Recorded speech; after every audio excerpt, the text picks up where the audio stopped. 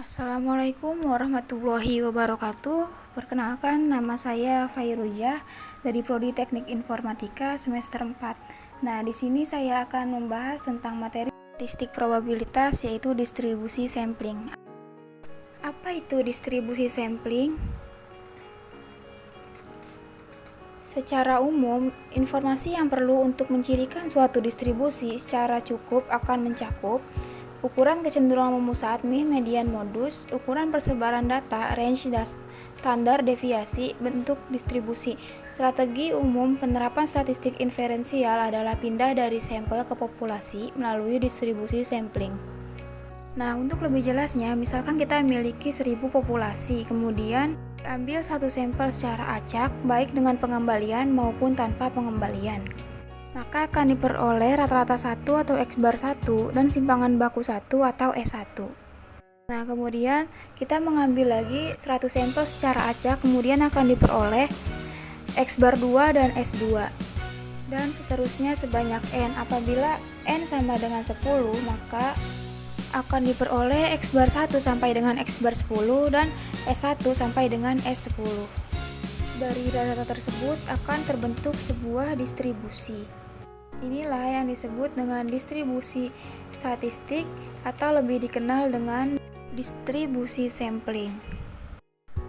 Nah, di sini ada jenis distribusi sampling, yaitu terdiri dari 4 jenis. Yang pertama ada distribusi sampling rata-rata, yang kedua ada distribusi sampling proporsi, dan yang ketiga ada distribusi sampling selisih rata-rata. Selanjutnya ada distribusi sampling selisih proporsi. Distribusi sampling rata-rata. Distribusi sampling rata-rata adalah kumpulan dari bilangan-bilangan yang masing-masing merupakan rata-rata yang hitung dari sampelnya. Bila populasi dengan rata-rata dan simpangan baku diambil sampelnya berukuran N secara berulang tanpa pengembalian, maka akan diperoleh distribusi sampel rata-rata yang mempunyai rata-rata UX bar sama dengan UX. Simpangan baku pada populasi terbatas dikalikan dengan faktor koreksinya, sedangkan populasi tidak terbatas tidak dikalikan dengan faktor koreksinya. Berikut adalah rumus pada distribusi sampling rata-rata. Bisa dilihat pada populasi tidak terbatas, standar deviasinya tidak dikalikan dengan faktor koreksi, sedangkan pada populasi terbatas standar deviasinya dikalikan dengan faktor koreksinya. Selanjutnya di sini ada contoh soal. Produksi ABC Company memproduksi remote control dengan menggunakan 2 baterai. Rata-rata umur baterai yang digunakan di produk ini adalah 35 jam. Distribusi umur baterai mendekati distribusi probabilitas normal dengan standar deviasi 5,5 jam. Sebagai bagian dari program pengujian, diambil sampel sebanyak 25 baterai. Nah, hitunglah probabilitas umur baterai lebih dari 36 jam. Selanjutnya ada penyelesaian. Diketahui rata-rata sama dengan 35, simpangan baku sama dengan 5,5 dan banyaknya sampel di sini tersedia 25. Nah, yang ditanya probabilitas umur baterai yang lebih dari 36 jam. Di sini pertama kita harus cari dulu standar deviasi yang diperoleh dari distribusi sampling rata-rata. Nah, di sini diperoleh 1,1. Selanjutnya kita dapat mencari nilai baku yang diperoleh 0,91. Nah, setelah itu kita dapat membuat kurva Z-nya, kemudian akan diperoleh luas sebelah kanan 0 sama dengan 0,5 dan luas antara 0 sampai Z adalah 0,3186. Nah, kemudian nilai ini dapat diperoleh dengan cara melihat tabel distribusi normal.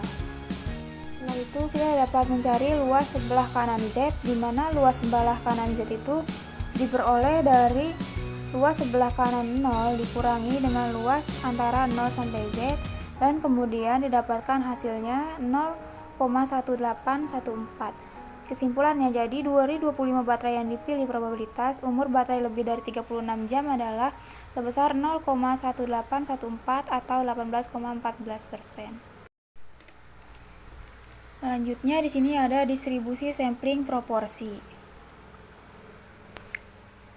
Distribusi sampling proporsi adalah kumpulan atau distribusi semua perbandingan sampelnya untuk suatu peristiwa. Bila populasi yang mengandung banyak jenis P sebanyak X, maka proporsi X per N jika dari populasi tersebut diambil sampel berukuran N mengandung proporsi X per N dan sampel diambil secara berulang.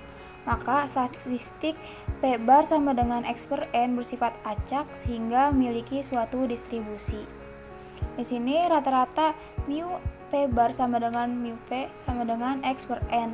Standar deviasi pada populasi terbatas dikalikan dengan faktor koreksinya, sedangkan pada populasi tidak terbatas itu tidak dikalikan dengan faktor koreksinya. Berikut rumus distribusi sampling proporsi. Nah, bisa dilihat pada populasi tidak terbatas, standar deviasi tidak dikalikan dengan faktor koreksi, sedangkan pada populasi terbatas, standar deviasinya itu dikalikan dengan faktor koreksi. Dan selanjutnya kita lanjut ke contoh soal.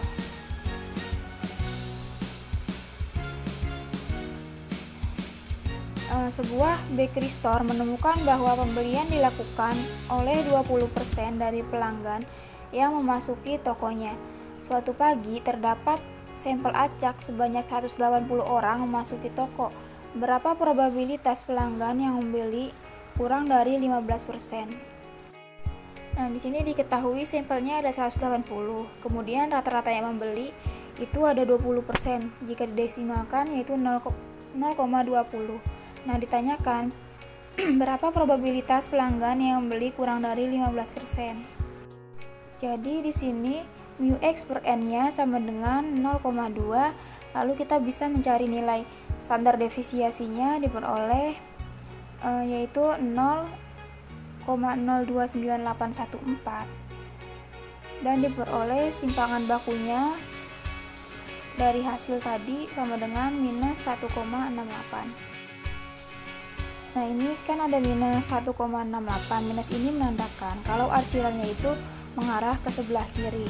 Nah, setelah itu kita dapat membuat kurva Z-nya. Di sini luas sebelah kiri 0 sama dengan 0,5. Sedangkan luas antara Z sampai 0 sama dengan 0,4535. Nah, ini bisa didapat dari tabel distribusi normal. Selanjutnya ada luas sebelah kiri Z didapatkan 0,0465, itu didapat dari luas sebelah kiri 0 dikurangi dengan luas antara Z sama dengan 0 sehingga dapat 0,0465. Kesimpulannya, jadi probabilitas bahwa di antara 180 orang yang masuk ke toko pelanggan yang membeli kurang dari 15% adalah sebesar 0,0465 atau 4,65%. Selanjutnya kita akan masuki jenis selanjutnya, yaitu distribusi sampling selisih rata-rata. Distribusi sampling selisih rata-rata adalah distribusi probabilitas yang dapat terjadi dari selisih rata-rata dua sampel yang berbeda berdasarkan pada dua sampel tertentu dari ukuran parameter dua populasinya. Untuk ukuran sampel N1, N2 yang cukup besar, maka distribusi sampling selisih rata-rata sangat mendekati distribusi normalnya. Untuk mengubahnya ke dalam bentuk normal standar, maka diperlukan rumus. Berikut ini adalah rumus simpangan bakunya, rata-rata dan simpangan baku dari distribusi sampling selisih rata-rata. Distribusi sampling selisih proporsi. Distribusi sampling selisih proporsi adalah distribusi probabilitas yang dapat terjadi dari selisih proporsi dua sampel yang berbeda berdasarkan pada dua sampel tertentu dari ukuran parameter dua populasinya. Adapun rumus distribusi sampling selisih proporsi dinyatakan dalam bentuk ini, bisa dilihat sendiri di sini ada rumusnya. Oke, kita lanjut. Nah, distribusi sampling selisih proporsi ini pun akan mendekati distribusi normalnya bila ukuran sampel cukup besar. Maka untuk merubahnya menjadi bentuk normal standar diperlukan rumus seperti pada gambar di bawah ini. Sekian penjelasan saya mengenai distribusi sampling. Mohon maaf bila banyak kekurangan dan kesalahannya saya akhiri. Wassalamualaikum warahmatullahi wabarakatuh. Terima kasih.